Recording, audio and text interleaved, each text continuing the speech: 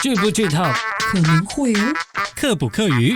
好夯密，轻松一点下來，开启你的客语新技能。劇透課語，劇透課語 ，Let's go！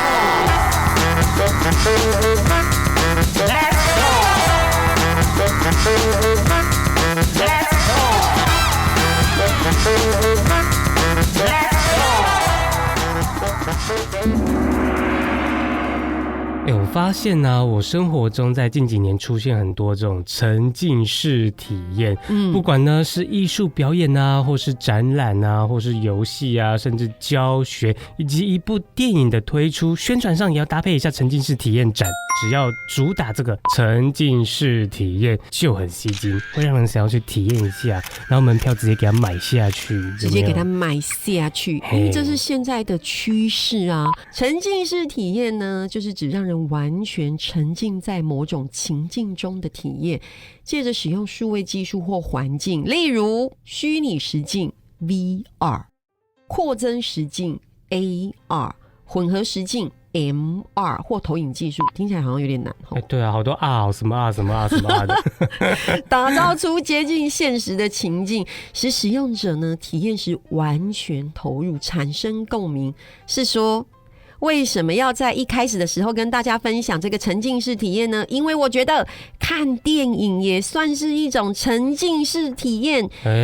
大家想想看，你买一张票，坐在伸手不见五指的座位上，好黑好黑，双眼盯着荧幕，耳朵听着环绕音响，又或者刚好上映的电影有 IMAX 版本哦，哇，你真的很会做音效哎。然后呢？例如说像是台北的大直美丽华的影城是不是有那个 IMAX 影厅？你有去过吧？有。为什么要讲这个？因为它的荧幕比较特别，它荧幕宽度是28.8公尺，高度21.16，所以其实真的是超大荧幕欣赏电影。我觉得坐在那边看电影比较文艺一点的感觉，就是你在黑暗中与创作者对话。Oh my god！ 我有夸张吗？有一点。但是呢，我们刚刚是没有在打广告的哦，我们只是在说，透过 IMAX 来看电影的话，可以让我们沉浸在电影里面的剧情，尤其是看那种声光效果十足的大片啊，一定要来看一下 IMAX。例如说，如果说要好好的沉浸到电影剧情里，我觉得 3D 电影可以尝试哦，只要戴上 3D 立体眼镜，坐在电影院里呢，这个搭配这个杜比环绕音响，哇塞，对蛮多人来说才是真正的视听享受。说到 3D 电影，最经典最成熟的代表作就是今天要跟大家分享的电影阿凡达。阿凡达，我知道，我还知道他第二部是水之道，我可能还知道他下一部是火之道，好，还有他可能下部是你说。我如果没有阻止你，你其实也玩不下去这样的谐音梗吧？因为我可能就继续不知道。那我就谢谢你知道吼。好的，那我要让大家知道，我们的导演呢 James Cameron 这个阿凡达系列呢是 3D 电影的标杆跟领头羊。总言之，它的续集什么水之道已经在 OTT 平台上面上架，所以呢，如果说没有去电影院看的朋友，在家还是可以欣赏，虽然不是 3D 的版本，但视觉效果仍然非常的惊人，而且看了以后我真的很佩服我们的导演，那就是 James Cameron。我佩服他花了13年来拍续集，而且呢，他甚至把这 3D 电影带到一个新的境界、新的高度了。真的，我觉得无论是票房啦，或者说电影技术，是真的有很多历史性的突破。我们先讲票房好不好？从票房来说哈，大家来猜猜看呢，这个影史上。不算通货膨胀最卖座的电影是哪一部吗？既然我们会这样问，那当然就是《阿凡达》啦，对不对？没错，就是《阿凡达》首部曲。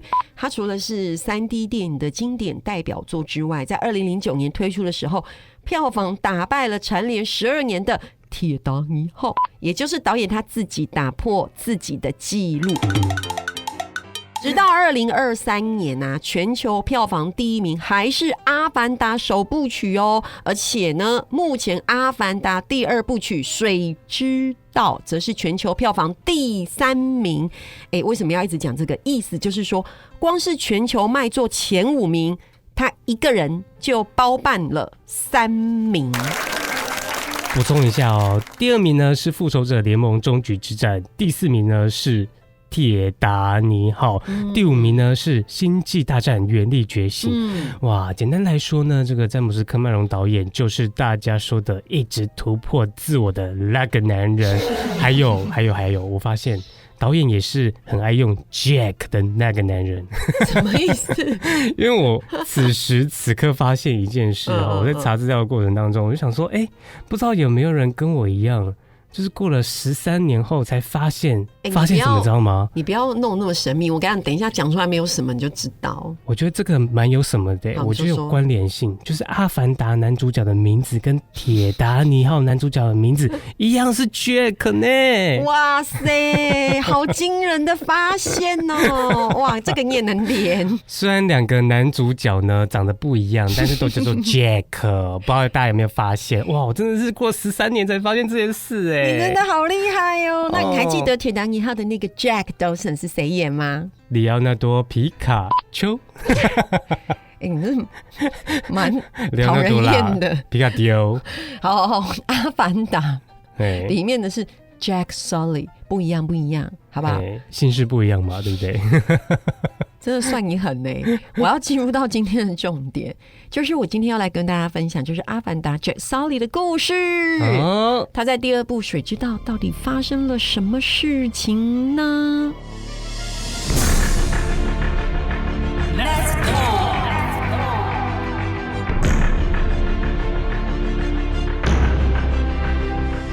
故事在沙丁头跳伊西贝10几年后，故事设定于第1集的10多年后。主角 Kiki 同奈迪丽共组家庭，还有位7个生日呢。主角杰克和奈蒂莉共组家庭，并拥有了自己的孩子。几万人快乐的生活在潘多拉星球的丛林部落。一家人和乐地生活在潘朵拉星球的丛林部落。同一时间，人类的军队每点点的带点高科技转到潘多拉星球。我知道你为什么要笑，听众朋友可能不知道，因为潘朵拉讲客语，你再讲一次。潘朵拉。好，这虽然是一个翻译，可是事实上它很像客语的跌倒。那你再讲一次客语的跌倒。潘朵。那潘朵拉。潘朵拉。所以就是跌倒了。好了，认真。同一时间，人类的军队每点点的带点高科技转到潘朵拉星球。同时，人类军队也默默地带着高科技回到潘朵拉星球。直到继续来抢星球上的资源，每针对 Kiki 来报严肃。他们继续掠夺星球上的资源，也针对杰克进行复仇。Kiki 一帮人可不将离开的丛林部落，来到的海洋部落，请其他条来保护。杰克一家人只好离开丛林部落，来到海洋部落寻求保护。面对人类一步步的侵略 ，Kiki 一家人同海洋部落结盟，强下保卫潘朵拉星球。面对人类的侵略，步步接近，杰克一家人与海洋部落结盟，挺身捍卫潘朵拉星球。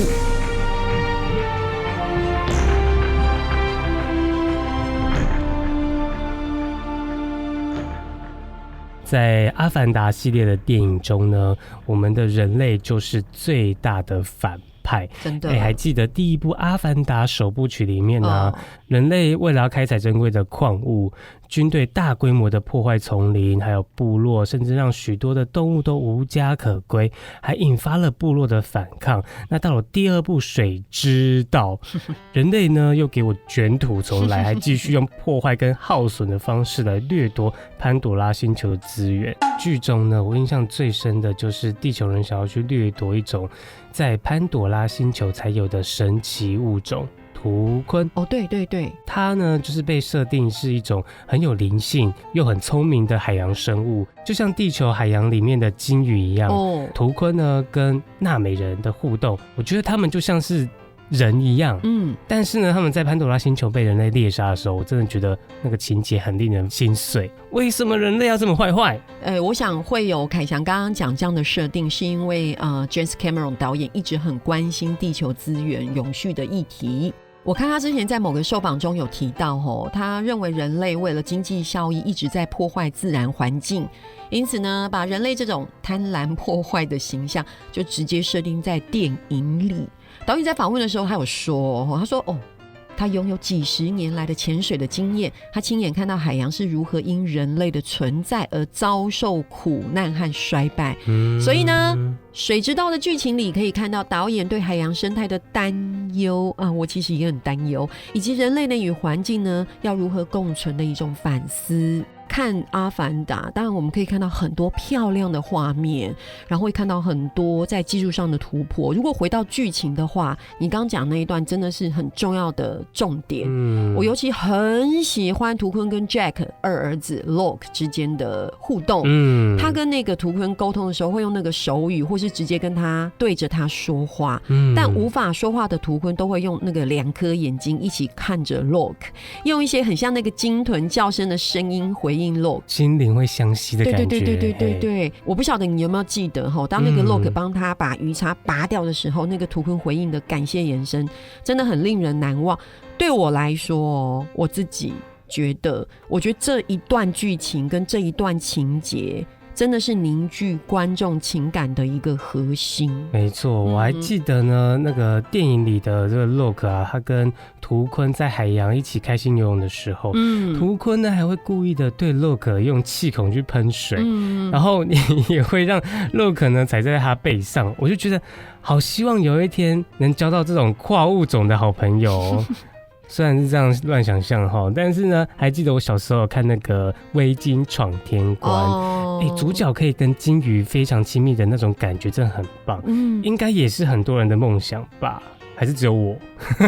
没有，我觉得真的很棒。如果喜欢鲸鱼的朋友们，一定很能体会那种感觉。对，因此呢，在《水之道》上映的时候，我就特别去买了3D IMAX 版本，哇，3D 加 IMAX，我想说可以透过3D 的影像去亲近这些美丽又奇幻的海洋生物，还有那种被海水包覆的那种视觉享受。所以呢，我觉得蛮感谢3D 电影的发明，因此我查了一些资料。哎呦，那么认真。一颗梨子姐姐，你知道第一部3D 立体电影是哪一部吗？这时候我只能说不知道。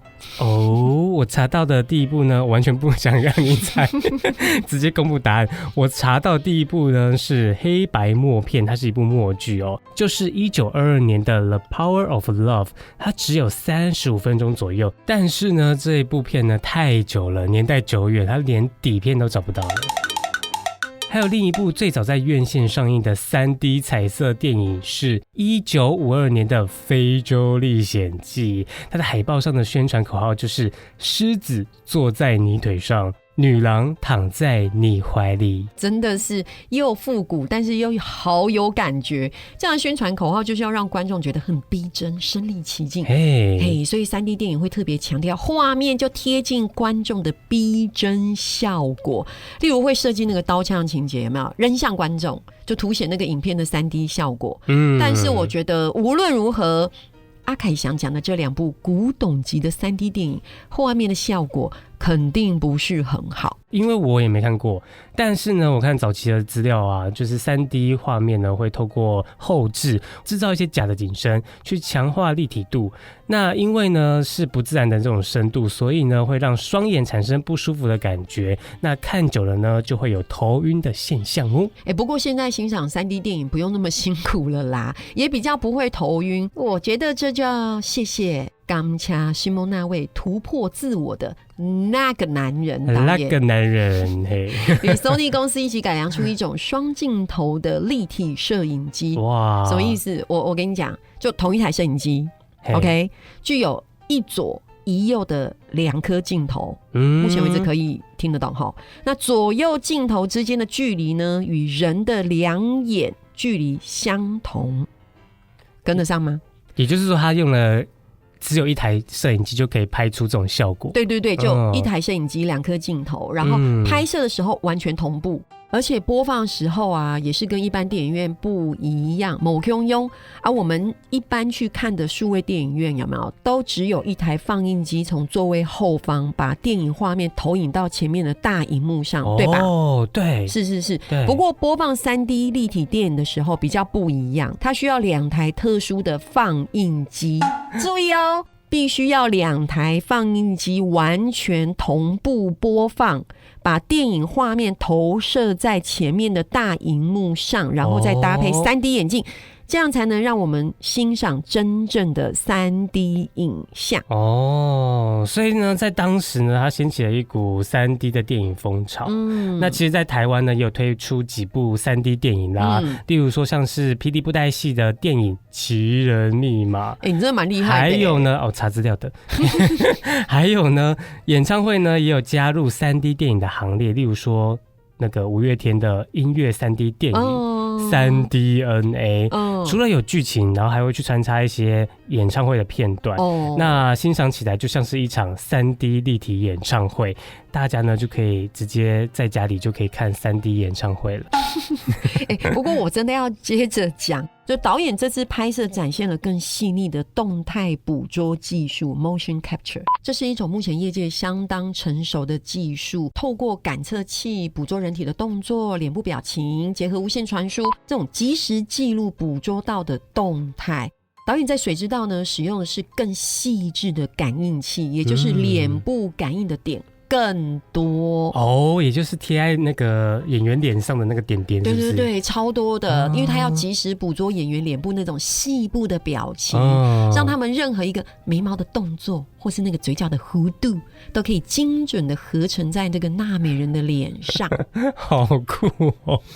而且呢，我上网查到很多那个幕后花絮的片段啊，演员他们脸上贴满了很多一颗颗那个黑色的感应器哦，而且他们甚至连鼻孔附近都不放过，就是你只要动一下，那个鼻孔也会跟着动那样子。这样可以呼吸吗？我觉得是不行，但是应该是可以啦。很像那种，很像你长满了黑色痣，然后在脸上这样。那另外呢，他们也会同步挂着一台小型的摄影机，对着他们的脸。也就是可能戴在头上，然后对他们脸这样去捕捉，我就可能会笑场。不过除了脸部表情的细腻捕捉啊，导演分享动态捕捉里面难度最高的是演员在水中的演出，就是跟那个水有关的拍摄画面啦。大家可以想象一个巨大的游泳池，演员穿着感应的器材，有没有？每天花数小时潜到水池中演出，真的很不容易。其实用想的就知道很难啊。可是难度不止这样哦，我们都知道光线经过水面会产生折射反射，对，而且会波光粼粼。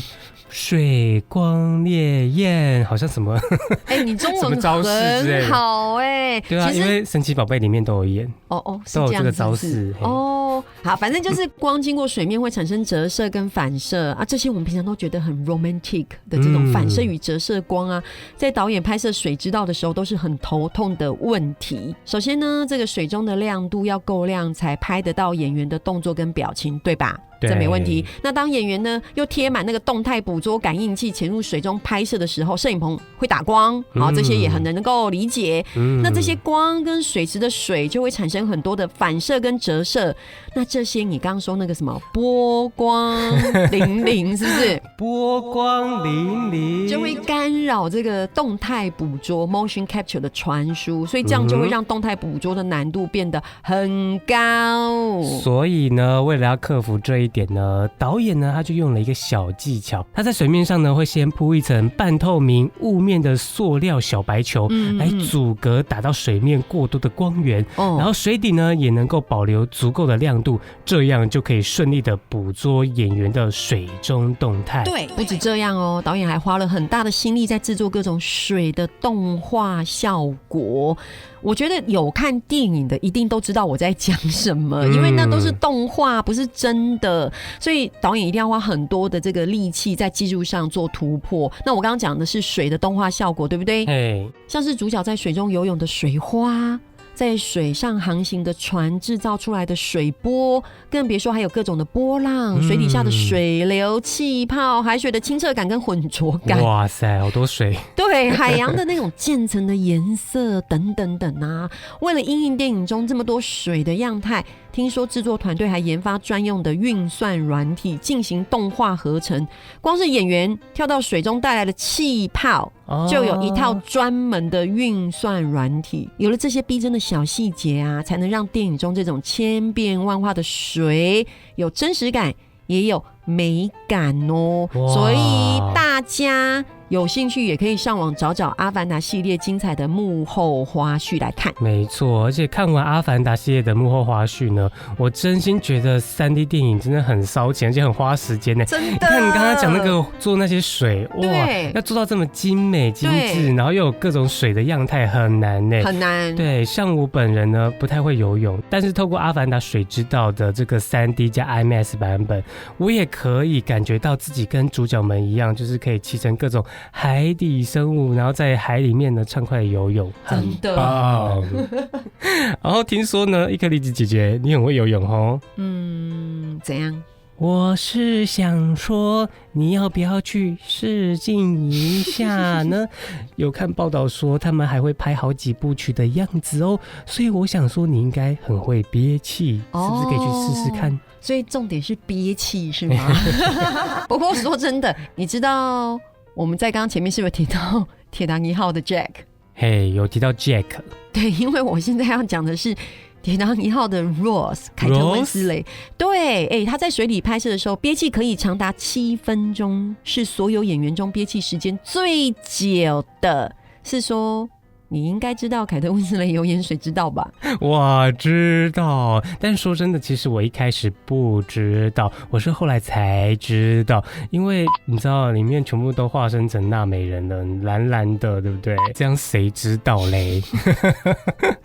不过呢，你说到这个 Ross， 他可以憋7分钟，哇，真的太强了啦！对，里面还有个彩蛋哦，还有谁？就是那位14岁的大女儿 Kiri。其实是73岁的这个雪歌妮维佛演的，透过电脑合成技术，根本就是返老还童。真的？我其实蛮想问你的，这样你也可以去演了。谢谢你哦。是我想问你，如果你可以演阿凡达，你想要演哪一个角色？我应该会想要演蜘蛛。为什么？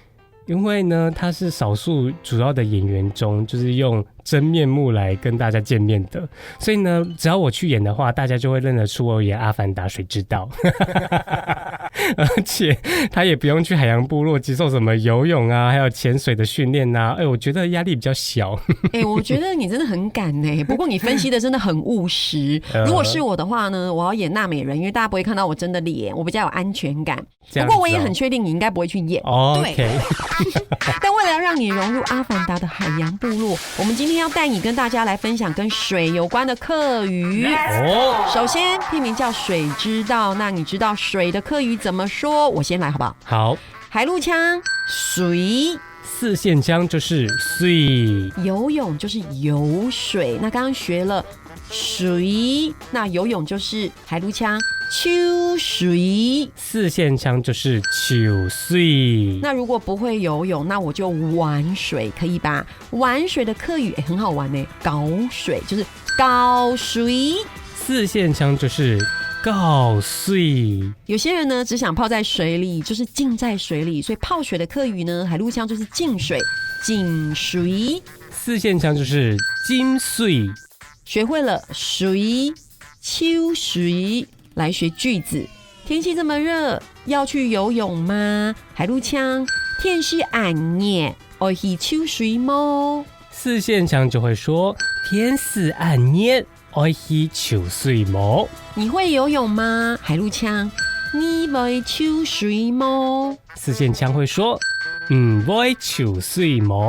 我会游泳，海陆腔，我会抽水。四线腔，我会抽水。我不会游泳，海陆腔，我不会抽水。四线腔，我不会抽水。我教你游泳，海陆腔，我教你抽水。四线腔，我教你抽水。一起学到这么多跟水有关的客语，我们要来跟大家复习一下今天学到的客语。海陆腔，水，水，游泳，抽水，玩水，教水，泡水，进水。天气这么热，要去游泳吗？天气暗热，我去抽水吗？你会游泳吗？你会抽水吗？我不会游泳，我不会抽水。我教你游泳。我教你抽水。四线腔，水，水，游泳，抽水，玩水，教水，泡水。浸水。天气这么热，要去游泳吗？天散热，我去抽水吗？你会游泳吗？唔会抽水吗？我不会游泳，我唔会抽水。我教你游泳。我教你抽水。我觉得我们今天这个就算大家学不会句子，至少学到一个字。什么字？水。水。张伟亮，拜拜。拜